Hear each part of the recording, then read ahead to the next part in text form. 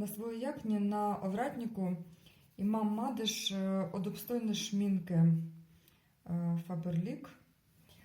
И данный мы тестировали, какого бы отстранил наш чудесный спрей за отстранивание мадышев, артикл Ena Pet Ena.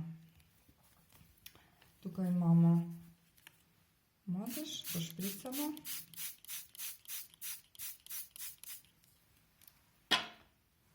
В наводилах пише, треба пустити некое часа. Звісно, як намадиш, бо ми поскусили, чи бошло такой. Я